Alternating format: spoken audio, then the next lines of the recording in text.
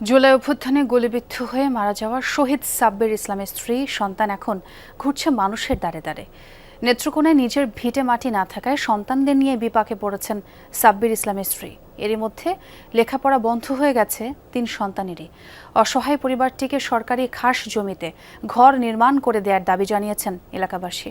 Rainbow অ্যাক্রোপ্লাস্টে acrylic এমালশন থাকায় মুছে ফেলা যায় যে কোনো দাগ সহজেই। Rainbow Paints. শহীদের স্বীকৃতি মিলেছে ঠিকই, তবে ভাগ্য বদলায়নি পরিবারের।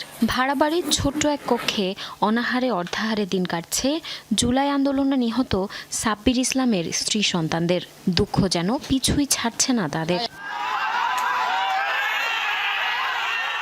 রাজধানীর আশুলিয়া থানার সামনে ২০২৪ সালের ৫ আগস্ট গুলিবিদ্ধ হয়ে মারা যান কারখানা শ্রমিক সাব্বির ইসলাম।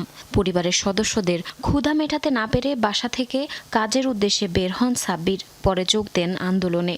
এ সময় গুলিবিদ্ধ হয়ে ঘটনাস্থলেই মারা যান তিনি। আন্দোলনের গুলি খাইছে, ছাত্র আন্দোলন করছে, গুলি খাইছে বাইফেল সাবার আশুলিয়া থানার সামনে। নেত্রকোনার আটপাড়া উপজেলার বানিয়াজান গ্রামে জমি জমা না থাকায় সাব্বিরের কবর দেয়া হয় অন্যের বাড়িতে। টাকার অভাবে ৩ মেয়ে ও বুদ্ধি প্রতিবন্ধী ছেলের পড়াশোনা বন্ধ হয়ে গেছে অনেক আগেই। পাশাপাশি দীর্ঘদিন বাড়ি ভাড়া দিতে না পেরে অনিশ্চিত ভবিষ্যতের দুশ্চিন্তায় সাব্বিরের স্ত্রী। আমি বাড়ি লাগা যাইছি, জায়গা বাসা আমার কিচ্ছু নাই। আমি লাশ আমার বাপের বাড়িতে মারিয়ে দিছি, আমার তাহার মতন জায়গা নাই। আব্বু স্বপ্ন দেখতো, আব্বু বলতো অনেক পড়াশোনা করে অনেক বড় হব, এই সুযোগটা এখন হারিয়ে ফেলছি। সবার তো সবকিছু হইলো, সবাই এমপি হইলো, সরকার হইলো, সবাই সবকিছু হইলো, তো আমরা কি হলো? আমরা বাপ হারাইলাম, এতিম হইলাম, আমরা পড়াশোনা ছাড়লাম। অসহায় পরিবারটিকে সরকারি খাস জমিতে ঘর নির্মাণ করে দেওয়ার দাবি জানিয়েছেন এলাকাবাসী। যে ফ্যামিলিটা এটা আসলে মানবেতর জীবন যাপন করতেছে, তাদের একটা বসত ভিটা পর্যন্ত নাই।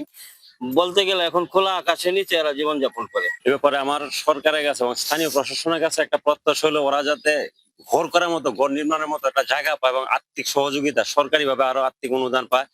জমি সহ ঘরের ব্যবস্থা করে দেওয়ার আশ্বাস দিয়েছেন উপজেলা নির্বাহী কর্মকর্তা।